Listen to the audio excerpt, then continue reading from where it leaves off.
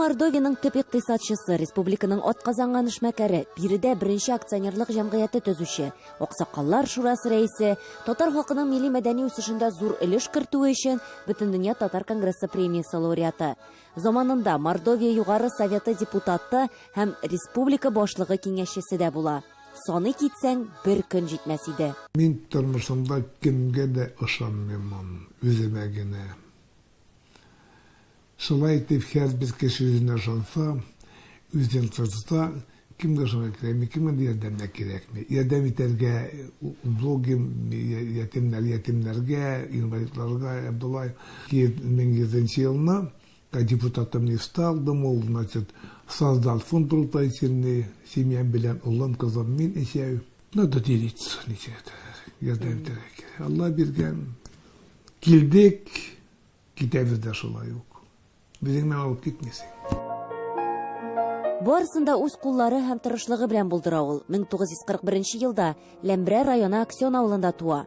Шамил Бикмаев туып бер атна үткәч, әтисе сугышка киткән. Әнисе 3 бала белән салам түбәле йортта бер үзе кала. Әтиләре сугыштан кайту бәхетенә ирешә. Тик Шамилгә 15 яшь булганда әтисен аның күз алдында үтерәләр. Моңа өстәп иләре яна. Тәрәздән сикереп чыктым, өстемдә күлмәгем янды.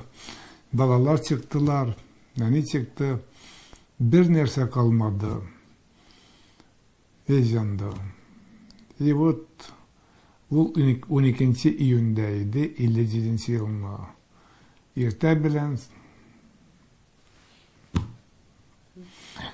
под открытым небом оказались 4 бала. Они миңа иртә белән кем тапочка бирде, кем күлмәк бирде, фуражка. Абыем инде дядя була әниемнең браты, велосипедын бирде. 10 километр кирәк барырга, икенче авылга экзамен бирергә.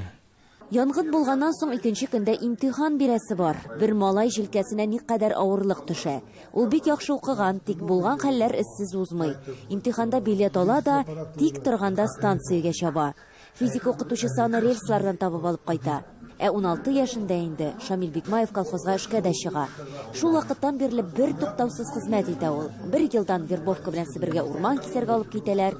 Кайткач йөк бушатучы булып эшли. Аннан слесарьлыкка укырга дип җәй башында ук Карагандага китә. Июнь, август, 2 ай торырга кирәк. Ярый, Аксенбай дикесен.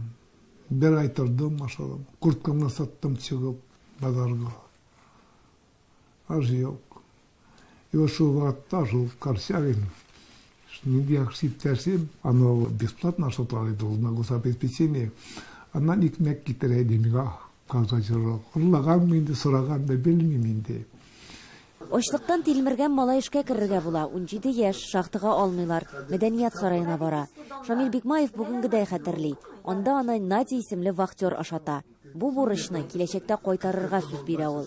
Тик башка күрешә алмаганнар. Авыр вакытында яхшы кеше очравы аның гомеренә юнәлеш бирә. Алар өмер миңа бирделәр. И аларга ничек вот абылда долг бирергә. Раз ала мин укыдым, ши булдым, эшләргә тырдым, мал бар дип. И так как мин алар юк инде долгын бирәлмим. Мен Акмыш жемде пенсияға чыктым 20 ел тому назад. Создали фонд благотворительный. И беренче айдан дебар пенсиямны береп та фондга кешеләргә дәмитәм. Чөнки минең кебек кешеләр аз түгел хәзердә. Ярдәм көтәләр.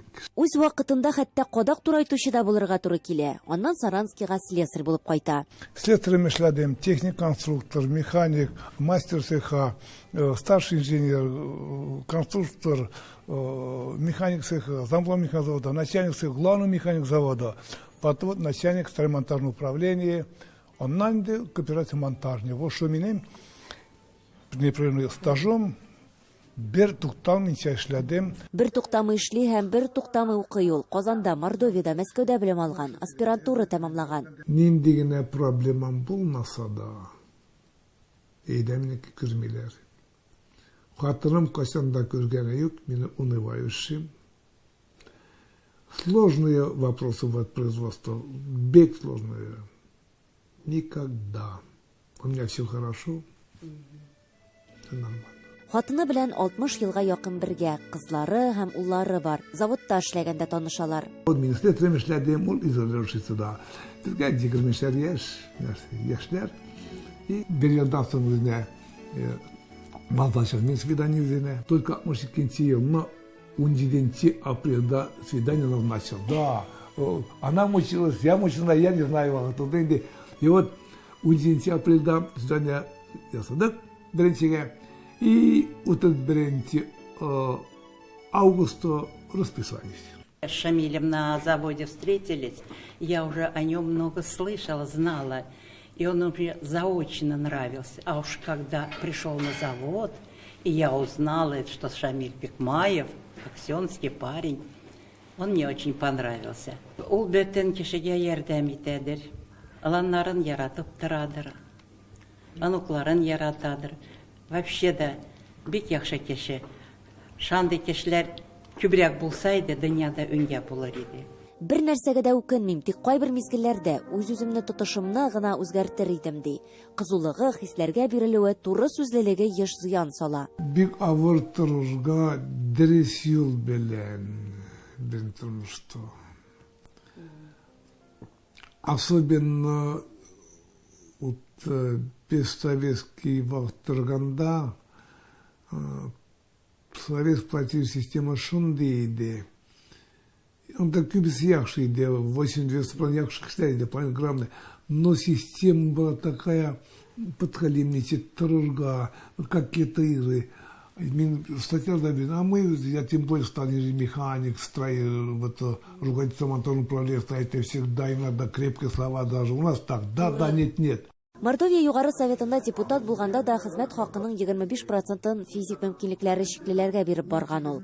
Хәзер дә халыкка хезмәт итә. Мәчетләр төзүдә булышкан, ә иң мөһиме мәгариф һәм мәдәниятне күтәрергә кирәк ди. Заманында якташлар Мордовия татарлары милли мәдәни мөхтәриятын оештыра һәм аның рәисе була. Моңа өстәп татарлар мәдәният йортын ача. Биредә башка халыклар да еш кына җыела икән. Бу йортны ачылды 1 ел тому назад. Тезедем bizden bir 5-6 yıl. Биредә минеки производственный цех иде, станки, кран стояли, все реконструировал, построил, был зал, концертный зал на 200 мест. Күп күрелде, күп эшләнелде, күп тырылдалдыга шекер. Шулай инде кирәк биредә дә калдырырга да не булса эшләргә кирәк. Шамил Бикмаев караучысыз, йорт-җирсез калган өлкәннәр өчен дә бина булдырган. Хәзер андагы эшне җайга салу белән мәшгуль. Биредә төрле төбәкләрдән килеп яшәргә мөмкин булачак. Мордовиянең төп татарының милләттәшләребезне белемле итеп күрәсе килә. Шуңа да ул шәхси китапханәсен дә ачкан. Бу хакта әле без киләсе тапшыруларда сөйләрбез. Эльвира Хөснетдинова, татарлар, Саранск, Мордовия Республикасы.